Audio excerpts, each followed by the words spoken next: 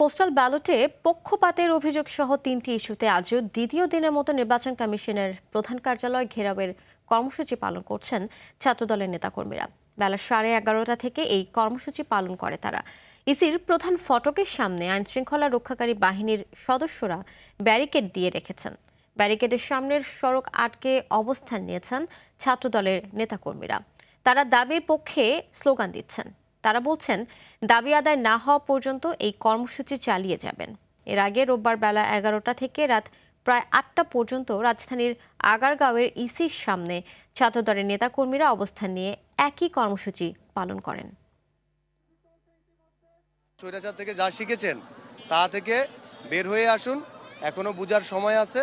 আগামী নির্বাচনে একদম গণতান্ত্রিক একটি সুষ্ঠু নির্বাচন অনুষ্ঠিত হয়, তার জন্য ছাত্রদল যা করা তা করবে ইনশাআল্লাহ। যতদিন কর্মসূচি অব্যাহত রাখবে আমরা ঢাকা মহানগর দক্ষিণ ছাত্রদল ততদিনই রাজপথে অবস্থান করব এবং আমাদের ন্যায্য দাবি আমরা আদায় করে নেব ইনশাআল্লাহ। গতকাল সুশৃঙ্খলভাবে আমরা এখানে তপ্তরোধকে উপেক্ষা করে অবস্থান করব এবং আমাদের দাবি আদায় করতে যদি সারা রাত এখানে অবস্থান করতে হয় আমরা সারা রাত ব্যাপী এখানে অবস্থান করব।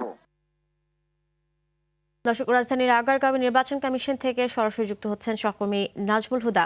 নাজমুল, আজ দ্বিতীয় দিনের মতো ছাত্রদলের নেতাকর্মীরা আন্দোলন করছেন, তো তাদের আন্দোলনের সর্বশেষ কি তথ্য রয়েছে আপনার কাছে, জানাবেন সে বিষয়ে। আফসানা, কিছুক্ষণ আগেই ছাত্রদলের সভাপতি রাকিবুল ইসলাম রাকিব তিনি একটি হুঁশিয়ারি দিয়েছেন। তিনি বলেছেন যে তাদের এই বিষয়টি সুরাহা না করলে, অর্থাৎ নির্বাচন কমিশন যদি এই বিষয়টি বিবেচনা না করে, সেক্ষেত্রে তারা নির্বাচন কমিশনের সামনের যেই মূল গেট রয়েছে সেই গেটে তারা অবস্থান নেওয়ার কথা তারা বিবেচনা করবেন, এমনটি জানিয়েছেন। রাকিবুল ইসলাম আরও বলেছেন যে তারা তাদের দাবিগুলো মানা না হলে তারা যা যা করার প্রয়োজন তারা সেই সব কিছুই করবেন। তো আজকে সকাল থেকেই নির্বাচন কমিশনের সামনের যেই সড়ক রয়েছে সেই সড়কে ছাত্রদলের অবস্থান তো রয়েছে। ছাত্রদলের কেন্দ্রীয় নেতৃবৃন্দ তারা আছেন, ঢাকা বিশ্ববিদ্যালয় সহ ঢাকা মহানগর উত্তর দক্ষিণের যারা নেতাকর্মী রয়েছেন তারাও রয়েছেন। পাশাপাশি আমরা দেখেছি Dhaka college, Titumir college, Bangla college সহ বিভিন্ন ইউনিটে যারা নেতাকর্মী রয়েছেন তারা এখানে রয়েছেন। গতকালকে আমরা একটা বিষয় লক্ষ্য করেছিলাম যে তারা অবস্থান নিলেও তারা গতকালকে কোনো ধরনের স্লোগান তারা দেননি, তবে আজকে তারা স্লোগান দিচ্ছেন। তারা বলছেন যে গতকালকে যেহেতু আপিল শুনানি নিষ্পত্তির শেষ দিন ছিল, এই কারণে নির্বাচনের এই বিষয়টি তারা চিন্তা ভাবনা করে এই স্লোগান দেননি, কিন্তু আজকে তারা স্লোগান দিচ্ছেন এবং বলছেন যে আজকের মধ্যে যদি বিষয়টি নিষ্পত্তি করা না হয় সেক্ষেত্রে তারা আরো কঠোর কর্মসূচি দিবেন।